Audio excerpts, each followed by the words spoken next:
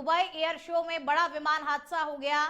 दरअसल air show एक demo flight के दौरान भारतीय वायुसेना का तेजस फाइटर जेट क्रैश हो गया। हादसा अल मक्तूम एयरपोर्ट पर हुआ। विमान के गिरते ही उसमें आग लग गई और हवाई अड्डे के ऊपर काले धुएं का गुब्बार देखा गया। एयरफोर्स ने बताया कि हादसे में पायलट की भी मौत हो गई और वायुसेना ने क्रैश के कारणों की जांच के आदेश दे दिए हैं। वायुसेना का तेजस जेट क्रैश होने की यह दूसरी घटना है। इससे पहले 2024 में राजस्थान के पोखरण में युद्धाभ्यास के दौरान इंजन फेल होने की वजह से तेजस क्रैश हो गया था और यह दूसरी बार तेजस क्रैश हुआ है। फिलहाल जांच पड़ताल की जा रही है कि क्या कुछ कारण रहे, आखिर तेजस विमान कैसे क्रैश हुआ। इस पूरे हादसे में पायलट की भी मौत हो गई है। फिलहाल जांच पड़ताल की जा रही है कि क्या कुछ कारण रहे। तो भारत का तेजस फाइटर जेट क्रैश हो गया है। दुबई एयर शो के दौरान ये बड़ा विमान हादसा हुआ।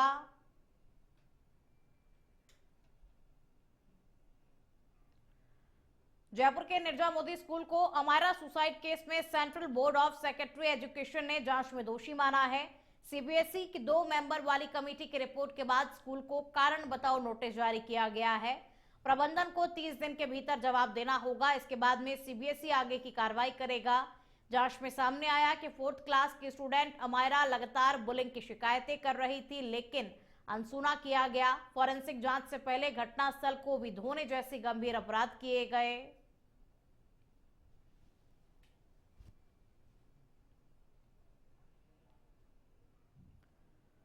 खबर करौली के हिंडौन सिटी से है, जहां पुलिस की स्पेशल टीम को बड़ी सफलता हाथ लगी है। जहां लूट और डकैती के मामले में 15 साल से फरार चल रहे 25,000 रुपए के नामी बदमाश भारत मीणा को डीएसटी टीम ने गिरफ्तार कर लिया। सिंघार निवासी भारत मीणा के खिलाफ सदर थाना क्षेत्र में करीब आधा दर्जन मुकदमे दर्ज हैं। मुखबिर की सूचना पर डीएसटी ने जयपुर के शिवदासपुरा में दबिश देकर के उसे पकड़ा। कार्रवाई का नेतृत्व डीएसटी प्रभारी देशराज ने किया, जबकि कांस्टेबल रन्नो सिंह और जगदीश की अहम भूमिका रही। ये सफलता एसपी लोकेश सोनवाल के विशेष मॉनिटरिंग में चल रहे ऑपरेशन वांटेड अभियान के तहत मिली है।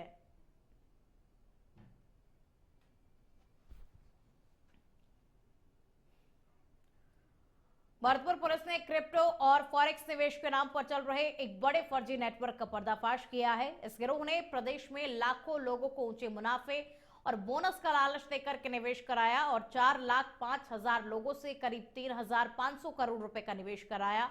पुलिस ने कार्रवाई करते हुए 5 आरोपियों को गिरफ्तार किया। नेटवर्क ने लोगों को 1,000 करोड़ रुपए रिटर्न कर दिया है। अभी लोगों का 2,500 करोड़ रुपए फंसे हुए हैं लोगों के, और इनके कब्जे से 40 लाख रुपए नगद, सोने चांदी के जेवरात, 5 लग्जरी गाड़ियां, 40 लाख रुपए की क्रिप्टो करेंसी बरामद हुई है। और ये पूरा मामला तब सामने आया जब 12 नवंबर को थाना मथुरा गेट में शिकायत दर्ज हुई। शिकायत में बताया गया कि xpo.com नामक वेबसाइट और मोबाइल ऐप विदेशी बाजारों में निवेश का दावा कर रही थी। यह प्लेटफॉर्म निवेशकों को ऊंचे लाभ और नए लोगों को जोड़ने पर अतिरिक्त बोनस का लालच देकर तेजी से फैला रहा था। जांच में खुलासा हुआ कि कंपनी भारत में किसी भी प्राधिकरण से पंजीकृत नहीं थी। वेबसाइट खुद को 2016 में रूस में संचालित बताती थी, जबकि असल में इसका संचालन नवंबर 2022 से जयपुर से शुरू हुआ। मुख्य भूमिका संदीप सिगर और रजत शर्मा की पाई गई। वेबसाइट 47 लाख उपभोक्ताओं को $4.3 मिलियन फंड प्रबंधन का दावा करती थी। सेमिनार और एजेंटों के जरिए ठगी फर्जी नेटवर्क ने लोगों को फंसाने के लिए जगह जगह सेमिनार आयोजित किए। इन सेमिनारों में एजेंट ऊंचे मुनाफे और जल्दी रिटर्न का वादा कर निवेशकों को आकर्षित किया करते थे। तरीके के 2 माध्यम थे।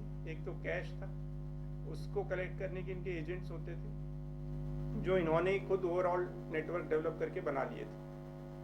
वो एजेंट्स कैश कलेक्ट करके एक्सपीओ के वॉलेट में उसको पैसे को रिफ्लेक्ट कर देते थे, या फिर एक्सपीओ के वॉलेट में रिफ्लेक्ट कर देते थे एंड देन उसके विड्रॉल के लिए आपको यूएसडीटी में देते थे। जब आप विड्रॉल करोगे तो 30 से 35% ऐसे कुछ काट लेंगे। तो इस हिसाब से लोगों का इन्वेस्टमेंट करने का भी ज़्यादा मोटिवेट कर पाए कि आप और दूसरी स्कीम में लगा लो तो आपका पैसा और बढ़ जाएगा, जितने लोग जोड़ो उस तरीके से। तो इसमें जो मुख्य आरोपी हमने अभी तक संदीप सिगर को पहचान लिया, जिसने इस वेबसाइट और ऐप को पहले बनवाया।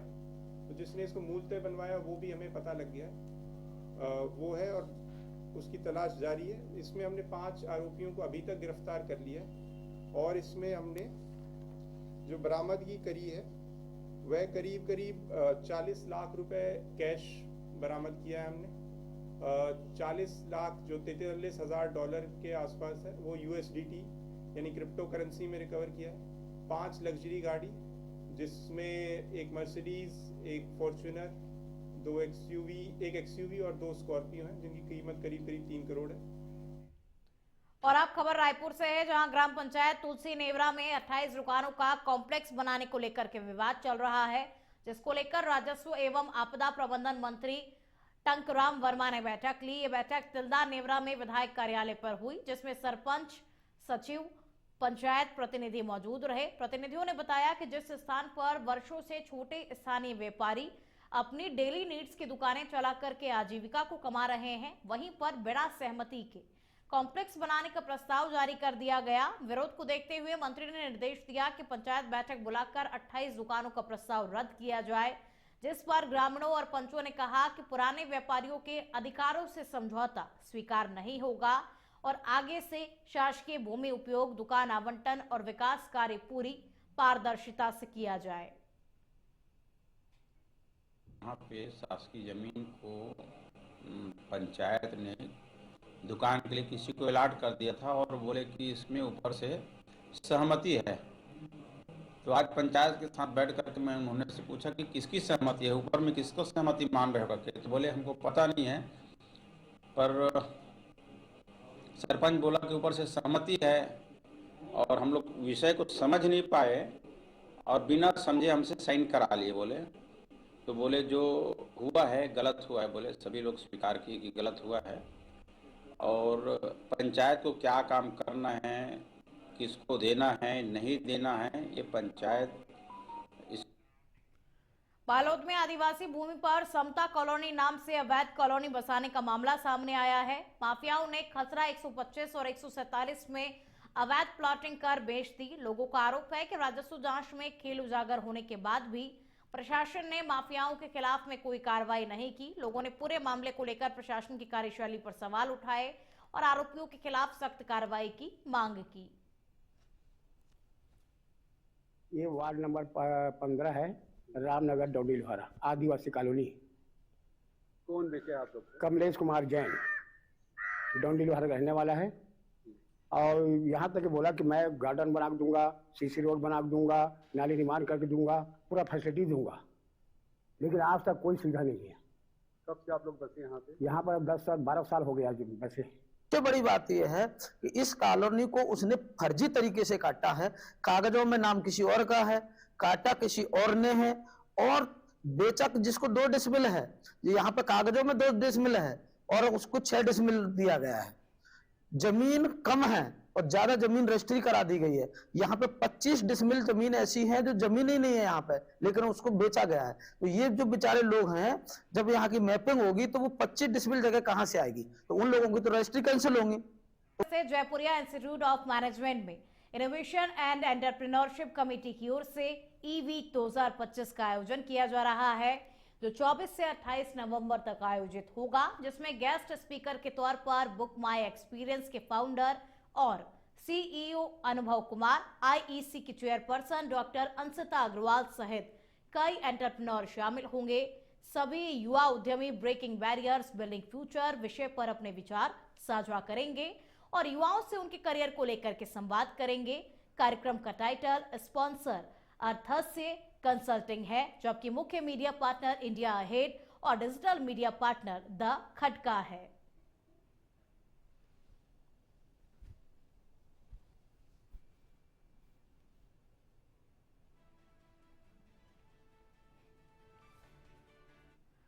प्रवर्तन निदेशालय ने कोयला माफियाओं के खिलाफ आज बड़ी कार्रवाई की। झारखंड और पश्चिम बंगाल के अलग अलग जिलों में 40 से अधिक स्थानों पर छापेमारी की गई है। कोयला कारोबार से जुड़े मामलों में ईडी ने आरोपियों के खिलाफ ये तलाशी अभियान शुरू किया। जानकारी के अनुसार झारखंड के धनबाद में कोल कारोबारी एलबी सिंह के आवास और उनसे जुड़े प्रतिष्ठानों पर छापेमारी शुरू की गई। ईडी की टीमों ने धनबाद के देव बिला क्षेत्र समेत कुल 16 ठिकानों पर एक साथ में दबिश दी। इसके अलावा अन्य क्षेत्रों में भी तलाशी अभियान चलाया गया। तो वहीं बंगाल के दुर्गापुर, पुरुलिया, हावड़ा और कोलकाता जिलों में 24 ठिकानों पर तलाशी की जा रही है। इस दौरान भारी मात्रा में नकदी और सोना भी बरामद हुआ है और वहीं झारखंड में 18 जगह छापेमारी हो रही है। रांची से लेकर के धनबाद तक कोयला माफियाओं के ठिकानों पर ईडी की टीमें सर्च ऑपरेशन चला रही है। छापेमारी से जुड़ी तस्वीरों में साफ दिख रहा है कि ब्रीफकेस और बैगों में 500 रुपए के नोटों की कई गड्डियां भरी पड़ी हुई हैं और इसके अलावा बड़ी मात्रा में सोने की ज्वेलरी भी बरामद हुई।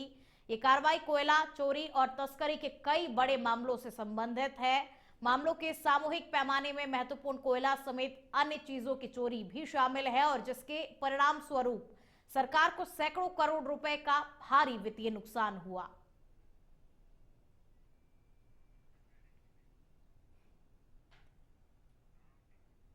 जयपुर के एसएमएस अस्पताल के लाइफ लाइन ड्रग स्टोर में वर्षों से चल रहे करोड़ों रुपए के संगठित भ्रष्टाचार का बड़ा खुलासा हुआ है।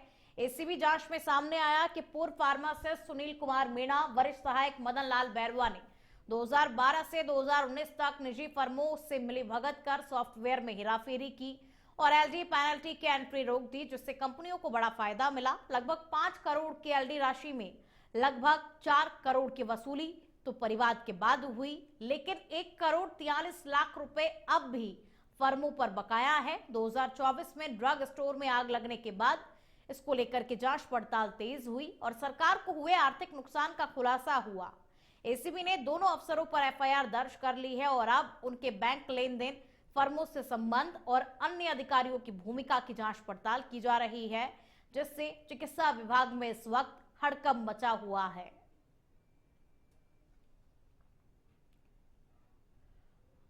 अजमेर के नसीराबाद में स्थापना दिवस के मौके पर श्री युवक पटनाले परिवार द्वारा पटनाले प्रांगण में भव्य काव्य पाठ समारोह आयोजित किया गया, जिसमें स्थानीय कवियों ने वीर रस और देशभक्ति से भरी रचनाओं से माहौल को उत्साह और जोश से भर दिया। कार्यक्रम के मुख्य अतिथि छावनी परिषद के मनोनीत सदस्य सुशील कुमार गदिया थे, जबकि विशिष्ट अतिथि के रूप में समाज सेवी प्रवीण चंद गदिया और पवन जैन मौजूद रहे। समारोह की शुरुआत मां शारदा के समक्ष दीप प्रज्वलन से हुई, जिसके बाद वरिष्ठ इतिहासकार विष्णु प्रकाश जिंदल ने नसीराबाद के इतिहास और गौरव गाथा पर विस्तृत जानकारी साझा की।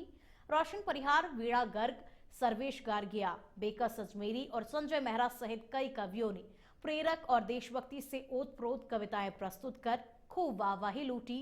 कार्यक्रम में समाज सेवा, शिक्षा, साहित्य और जनहित से जुड़े कई संस्थानों, पत्रकारों और कवियों को भी सम्मानित किया गया। कार्यक्रम का आयोजन समिति ने बताया कि ऐसे कार्यक्रम शहर की सांस्कृतिक पहचान को और भी ज्यादा मजबूत करते हैं और युवाओं को अपनी विरासत से जोड़ने का भी काम करते हैं।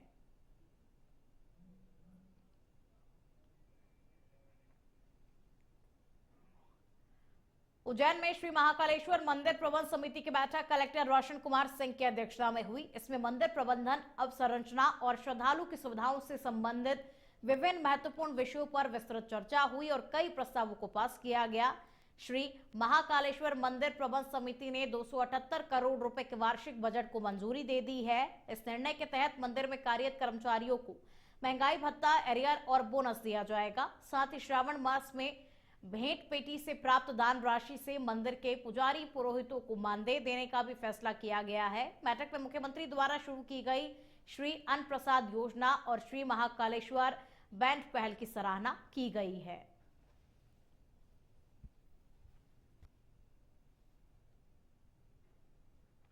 मंदिर प्रबंध समिति की बैठक रही और इस बैठक में जो है सबसे महत्वपूर्ण 2025-26 का जो बजट है उसका अनुमोदन किया गया है। मंदिर समिति का जो बजट है वो 278 करोड़ का है। जिस प्रकार से श्रद्धालु यहाँ पे बड़ी संख्या में आ रहे हैं, उनकी सुविधाओं का विशेष ध्यान रखना, उसके बारे में निर्णय लिए गए। और जो मंदिर के जो कर्मचारी हैं उनका डीए, उनका अरियर और जो बोनस है उसका निर्णय लिया गया है। उसी प्रकार से जो सावन के महीने में जो मंदिर के पुजारी और पुरोहित हैं उनके जो शुल्क उनको जो दिया जाता है दान पेटी वाला, उसका अनुमोदन किया गया है।